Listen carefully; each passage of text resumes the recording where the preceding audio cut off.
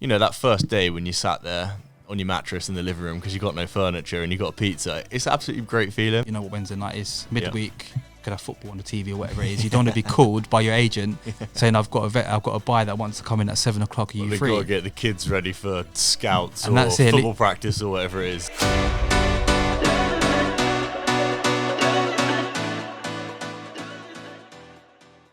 Hey, what's up? Welcome to our chat. We've got Fozan right here, and I'm Jack Bowyer. So we each cover Essex and East London, just right here, and I'm South West London. So we're going to kick off today by discussing the property market, tips for sellers, tips for buyers, and anything else that might come up as well. So let's kick things off on your neck of the woods. Tell me, what's the market like in East London?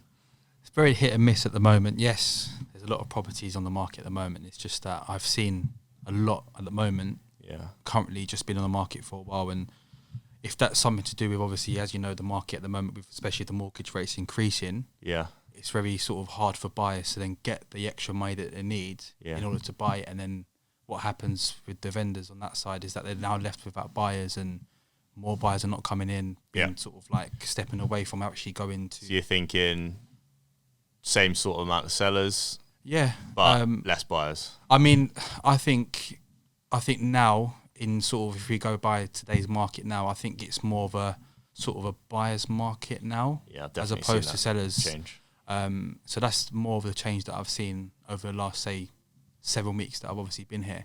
But I mean, little do we know. I mean, things are always changing. That's property for you, isn't it? We are getting the buyers in. We are still selling. I mean, we've still done a lot of sort of sales between us both as well in our respective areas and stuff. So business is moving. It's ticking. It's just not crazy like it has been. I know it's a bit years. Unfortunate, but it's one of those, isn't it? It's business at the end of the day. Do you know what I mean? It's like you're gonna have years.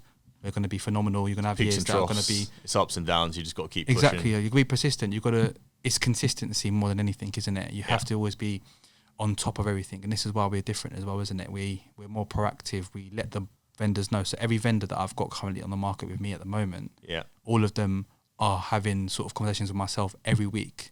Just how the market's going, and I mean, one particular property that I've got on the market, I had a discussion with him and said, look, the market isn't how it was when we first initially spoke last year.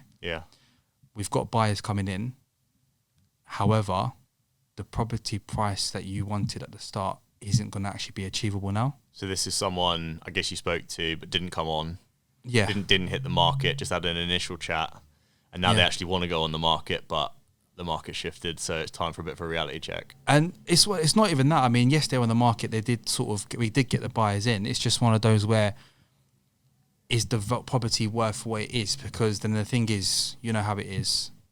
Buyers put an offer in, get a mortgage surveyor to come in, and you know, with surveyors, they tend to downvalue the property just because obviously they're having to then borrow out that amount, and then it then puts you in a position where you're having to now tell the vendor that your house is now worth like 30k less than what you anticipated. I think it's worth just interjecting quickly. So for anyone that's listening that might not know, a down valuation is effectively Fozan might put a property on the market for £1 million, and we might find a couple of people perfectly willing to pay £1 million.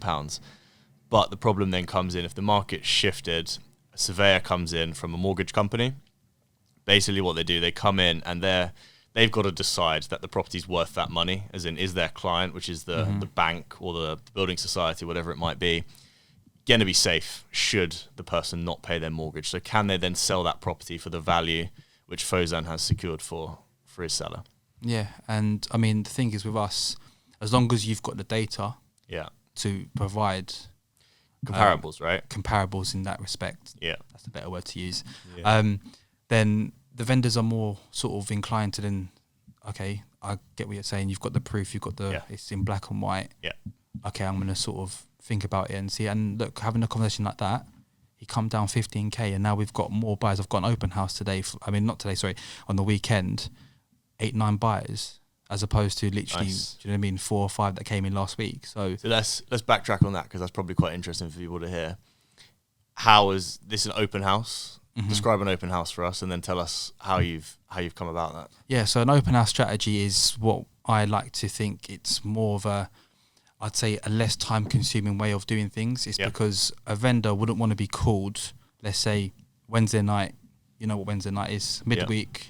Could have football on the TV or whatever it is. You don't want to be called by your agent saying, I've got a buyer that wants to come in at 7 o'clock. Are you free? They've got to get the kids ready for scouts and or that's it. Football practice or whatever it is. And that's it. And you don't want to be, you don't want to be disturbed in the evening, do you, on the weekday. So I don't. It's your time off as well, ultimately. Exactly. And these are working class people as well. Do you know what I mean? So they've got lives. They've got work life balances, etc. as well, that need to sort of work around their kids. And then having an agent call you out of no sort of communication and say, look, I've got a buyer wanting to come within the hour. Are you free? Do you know what I mean? I just don't see that being sort of suitable to do. So that's why an open house, that I like to think, is the best way to do it and less time consuming way, because you get to sort of, when the buyers do come in or inquire about the property at the first stage, we do what we call is we do like a, how is the word to say? I mean, qualifying. You qualify the buyers.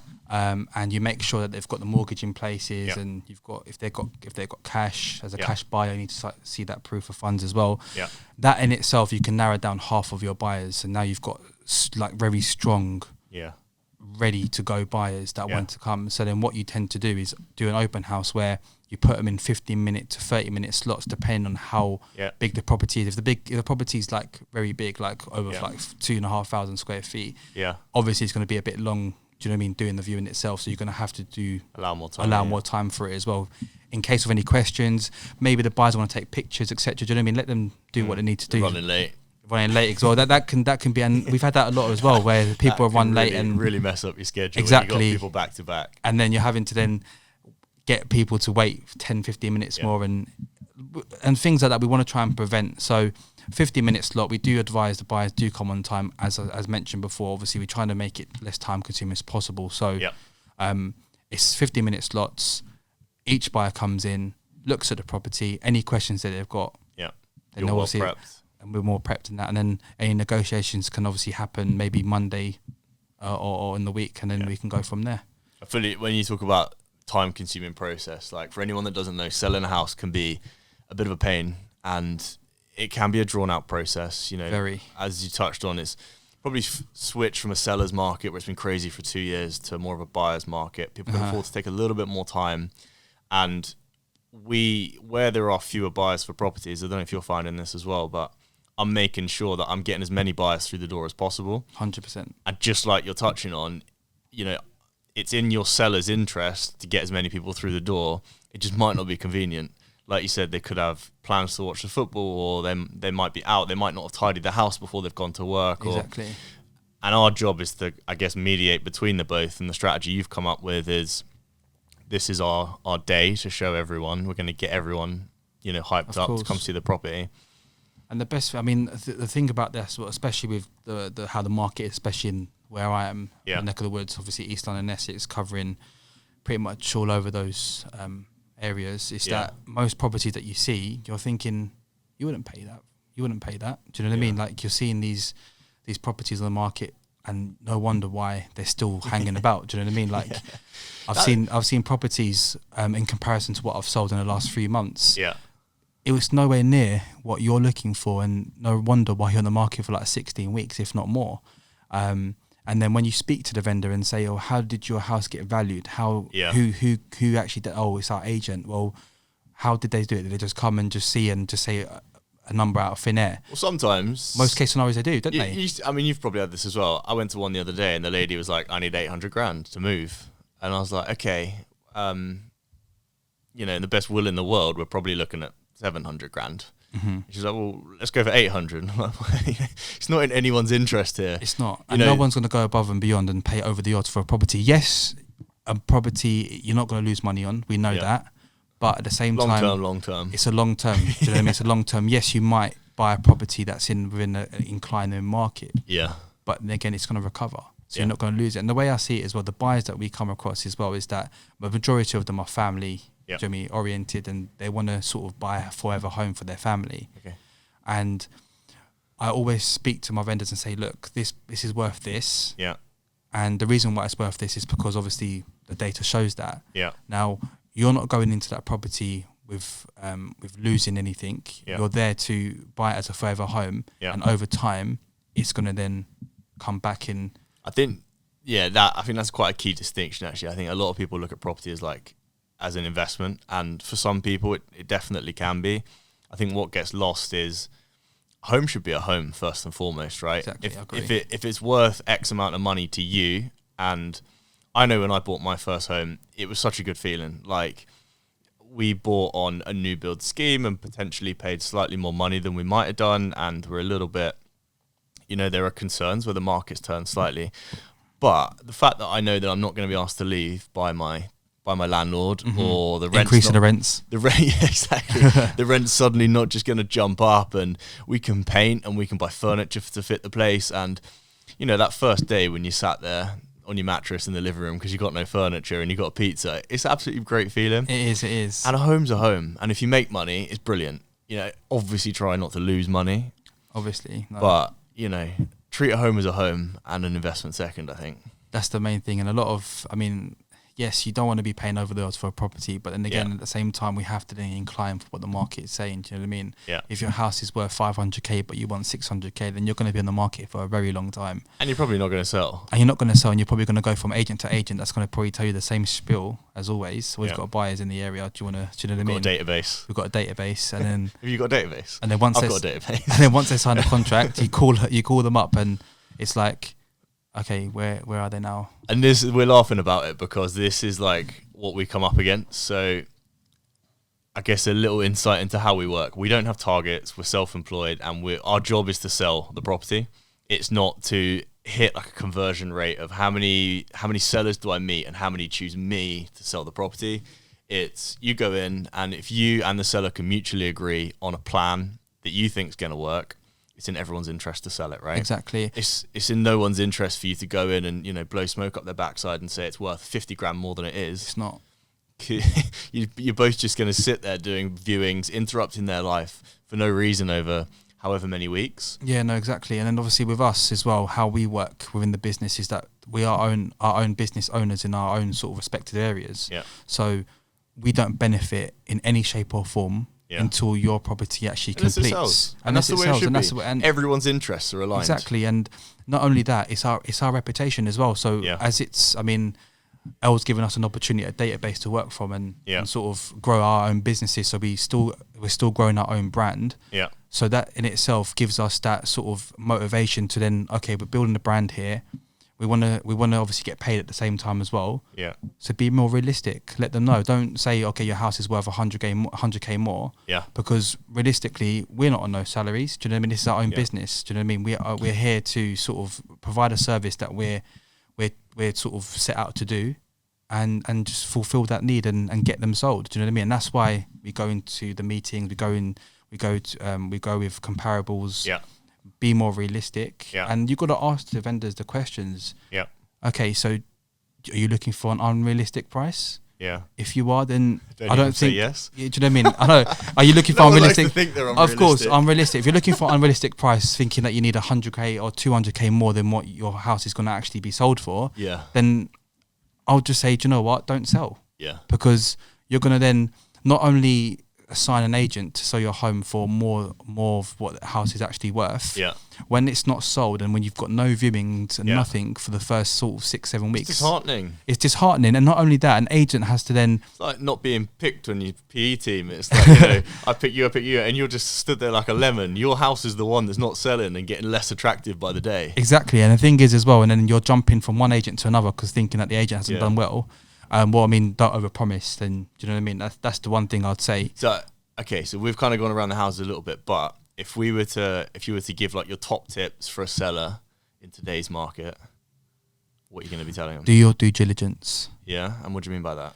I'd say, if the agent is sort of having a discussion with you in regards to what the market is, ask the question of where are they getting that data from? Yeah, do you know what I mean? And show you, right? And show you as There's well. No reason why they can't. If you're going into a meeting just in a suit, and with nothing, then you're just literally just saying words out of thin air, aren't you? Yeah. But if you're going there with data, whether it's on, do you know what I mean, your computer, whatever it may be, you need to show them and back whatever you're saying. Yeah. reviews as well. Sorry, Yeah. check out if that agent is sort of who they say they are. Yeah. And check what sort of deals they've done in the area. Yeah. And if they're a new company as well in the area, Yeah. also look at where they're sort of set out, where their main office is, and see what reviews they've got. Yeah. And just pretty much just see what their character is like. I mean, as well. So I mean, you can also judge someone by their character as well. I mean, I know they say don't judge a book by its cover, but when you've we're in got is sales. the cover. Do you know what I mean? We're in sales. Do you know what I mean? Obviously, Yeah. a salesman's gonna obviously go in there and You'd try like and to pitch think it. that everyone would make a fairly decent first impression. You would. It's kind of your job to do that, but I'm totally with you, right? Sales is, as we know, selling a property is a long process. It is. And as much as you're hiring a professional to do a job, you're very much hiring a person as well. Yeah, no. And I think like it's very easy to meet someone, maybe they're from a brand that you know, or maybe they're super flashy, or they've got this or they've got that. But you meet them, if you don't vibe with them, look, you don't need to be best mates. You don't need to be go down the pub for a beer with all your sellers. But what you do need to be able to do is know that you can get hold of them, know that you can get hold of them quickly, and know that you're going to get a straight answer. Yeah. Because ultimately that's going to help you both sell the property in the quickest time for the best price, assuming that's your plan. No, of course, and that's the way it should be. Do you know what I mean? You need to go in with a lot of sort of data to back what you're saying as well at the same time. Because the last thing you want to do is take on listings just for the sake of it. Yeah. This is not monopoly. Do you know what I Yeah. mean? We're not here to get. It's not like fill your shop full of products And not sell them. You actually need to sell Do you know what I them. mean? Like I say, it's our business. You're not a very successful shop otherwise. I know. You know, we list a third of the properties around here. Brilliant. But how many sell? How many sell for the price that's being quoted? Exactly. And I think also as well with sellers, I think one thing that we discussed as well earlier as well is that potentially even provide more of a service where try and get a lot of the solicitor stuff out of the way during the second stage. Try and sort of, let's say, plan ahead in case your house sells. Be reactive. Be proactive. Exactly, because the thing is, a lot of vendors, they tend to think that, okay, we're going to give it a little bit of time in case it doesn't sell. But then I wouldn't advise to have that mentality, because we've done deals within a short space of time, within a few days, do you know what I mean? As opposed to a couple of months where others, do you know what I mean? So the way I see it is, and one particular vendor that I was dealing with, I did say to him that, look, plan ahead on the best case scenario that your house is sold very quickly, and on the worst case scenario that it might take a little bit of time. But at least set out the second stages of the process where you've got your solicitor on board, you've got everything on board, because when I hear a lot and I see a lot that properties are selling and completing within 6 months on no chains, and I'm thinking that shouldn't be the case. It doesn't take that long to sell complete on a home. I've seen properties complete within 30 days, if not. Do you know what I mean? Almost like 7-8 weeks. And how you do that is be proactive with everything you've got. Any sort of things that are outstanding, you work and you find out what's outstanding, what needs to be answered, is any documents that need to be sort of chased. You do it, because look, it's not all the glamorous work. It's not the glamorous work. Yes, it's a lot. It's the stuff that pays the bills and ultimately allows your seller to move on to their next house, right? Exactly, and that's it. That's your intention. You need to get them out as quickly as possible. Do you know what I mean? I know they want to sell their house, they want to do things properly, but your intention is to get them out as quickly as possible and get new ones in. Well, and that's their intention as well, right? That as much as they're probably enjoying working with you, they should be very happy to say thank you. That was really, that was quick. It's not always going to be an easy ride. It's not, obviously. There's going to be you're going to have bumps in the road, of course. Like, oh, this is not fair. The inquiries are not fair. You know what I mean? And obviously, that's where you mediate. Exactly, and that's where you've got to have a plan in place. A plan B is always something you need to have just in case. Okay, so touching on from the other side of things, you got any tips for buyers in your area in the current time? I think if you're a buyer and you're wanting to obviously buy a property, first thing and foremost, don't inquire on properties that you haven't first done your own sort of research yourself on how much you can actually borrow, because you're effectively not wasting your own time, but you're wasting other people's time as well. So the only tips I'd have is find out exactly how much you can borrow and be like proactive on the market as well, like the interest rates, etc. Can you actually afford it? And also, a lot of buyers, they do have the sort of misconception of thinking that it's just a deposit you need to save up for. You don't. You need, the deposit is the main thing, yes. But also have that mindset of, okay, I've got my deposit here, but I need to save up obviously a bit more for covering my other costs, i.e. solicitor costs, the mortgage broker costs, surveyor costs, all of that stuff. Do you know what I mean? And a lot of buyers, they tend to then go into a house, offer a property, but then they haven't got the funds to then carry out that process. So do you know what I mean? I remember earlier on in my career showing a number of people properties because you're new, you make mistakes, and I wasn't qualifying people like I should have done. And, they queue up, they're like, I love this flat. And I'm just like, amazing, come see it. I want to sell, I want to let this flat. And they get there and they love it. And then you're talking through the details and they can't afford it. And I feel for them because they found something they love. And it's partly my fault. I've shown them something that they love and they can't afford it. It's like giving them false hope, isn't it? It's like, I had it the other day. It's not a nice part of the job. We had a property on the market with a guide price of 3 to 320, and I had 2 people interested at 300, and that was the maximum they could afford. And we then had another couple of buyers that could afford more money. It's not exchanged yet, so I can't tell you exactly what it was, but there was a bit of competition on the property, and it went higher, so it went much higher towards the top end of the guide price. And telling people that they couldn't buy it, kind of sucked. It's not fun. So I really want to find them another property now.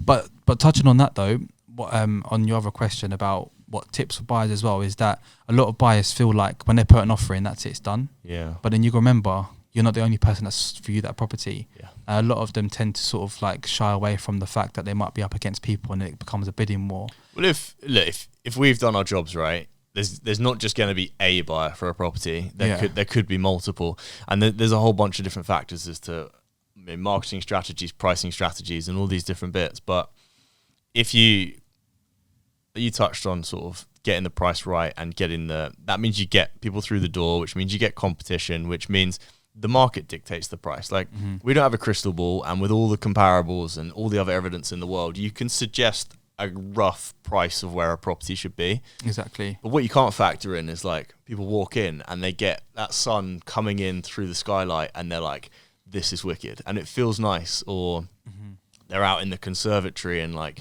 they can look out on the garden and they can imagine their kids playing there. Like it's hard to put a pound value on that. And so that's why it's our job to get people through the door, and then you let the market take over. That's when the best prices are achieved. No, 100%. And like I say, as long as you've got the data and everything that you're doing and the service that you're providing, as long as you can back that up, then I don't see why it can't be a good process and an easy process as well. Like obviously property in itself it's not easy, is it? Like you're going to have bumps in the road. You're going to have sellers that might not want to actually sell. They've probably just said, look, we were just a bit nosy to see what the market was going to be like. And sellers as well. And you go out on valuations, market appraisals, marketing strategy meetings, whatever you want to call them, like you get that. And British people particularly love property, right? So they want to talk about it and they want to know what they think of as their nest egg is doing, and all these different bits. The more of the gist of it is that we want to sort of, our aim of the game is to sort of like be different to what a normal agent would be like. Do you know what I mean? This is why we're sort of, like I say, we're self-employed. This is our own business as well. So it's one of those where we want to, do you know what I mean, provide that service. Here's one for you. And I know the answer to this, obviously, but not everyone else does. What is it that you will do differently to, Tom, Dick or Harry on the high street and in their regular agency? You're saying you're different. Put you on the spot. Now. First of all, I wouldn't lie just to get the business. Okay. Do you know what I mean? Because obviously you hear it a lot where you speak to new vendors all the time. Yeah. Oh, agent A down the road and agent B down the road said to me that my house is worth this. Well, okay, they've said your house is worth this, but then they've listed a property just two roads down that's been on the market since December last year, and we're in March. Do you know what I mean? Or so you're looking at the price reductions, or exactly looking at price, and that's what I've seen. Majority of properties that I've been sort of speaking to, because obviously how we do it as well.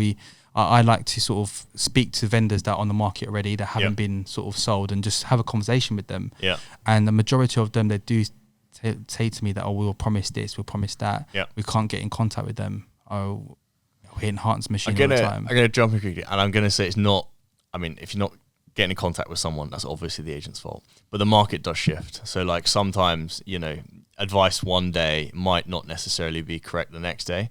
But I think what you need is an agent and I know you do this because I've heard you make the difficult conversations, is to grab the bull by the horns and say, like you touched on earlier, guys, I'm really sorry. What we spoke about before isn't correct today. Yeah, no, of course. And we need to adjust the plan. No, exactly. And that's one thing as well. You need to be proactive in anything that comes in your way. And that's why we're different. Like I say, don't lie. Do you know what I mean? Because you will be caught Sounds out. obvious, but exactly. Just you'll be caught out. Agents have got a bad reputation for a reason. Exactly. We're here to change that. And the thing is, you hear the same spiel. Oh, hi, Mr. Vendor. I'm so and so. We've got a load of buyers ready and waiting, all qualified. And then when they come and when you sign the contracts with they sign the contracts with them on the 16, 17 week basis, which in my opinion is a ridiculous amount. Yeah. You're not. Why are you?